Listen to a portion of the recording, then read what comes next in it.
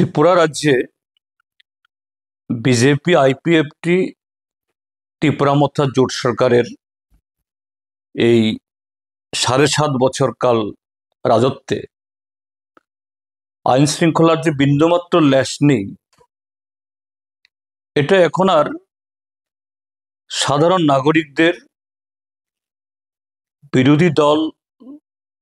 বা অন্য কোনো পক্ষ থেকে এটা কোনো এখন আর অভিযোগ না। ত্রিপুরা বিধানসভার মাননীয় অধ্যক্ষ শ্রী বিশ্ববন্ধু সেন মহোদয়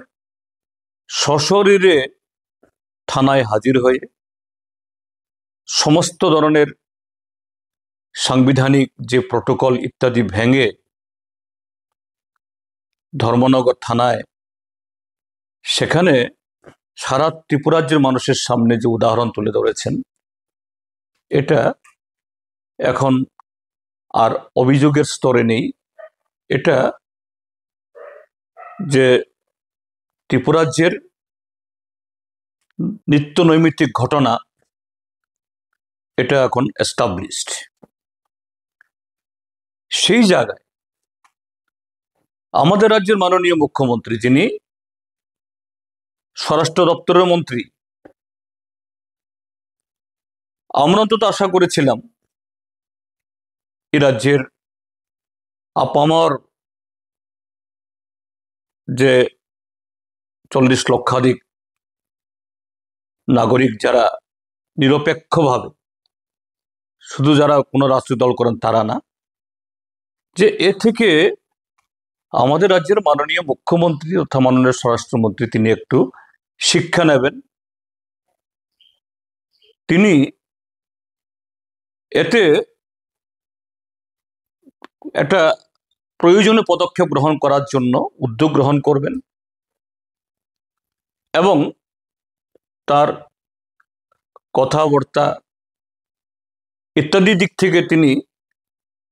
এই আলপটকা মন্তব্য না করে রাজ্যের তথাকথিত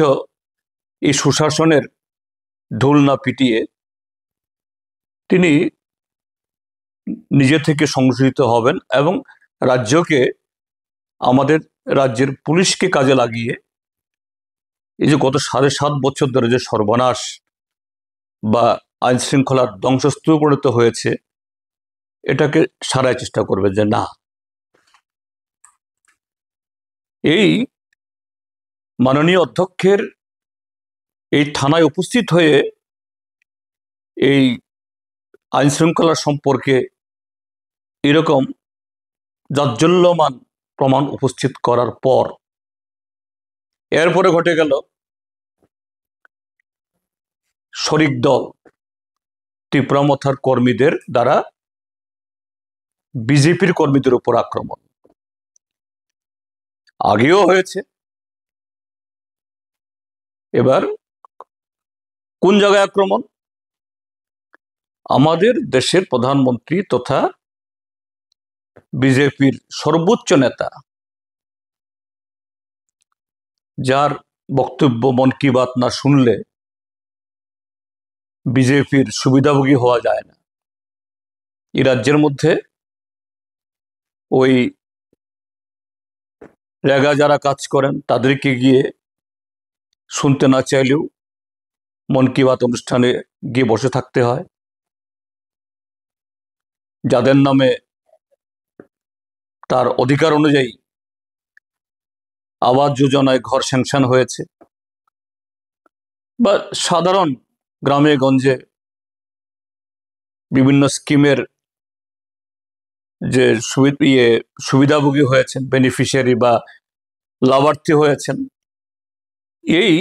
সুবিধাভোগী বা লাভার্থীতে নাম টিকিয়ে রাখার জন্য তাকে মন কি বাতে উপস্থিত হয়ে প্রধানমন্ত্রীর বক্তব্য শোনার ভান ধরে বসে থাকতে হয়।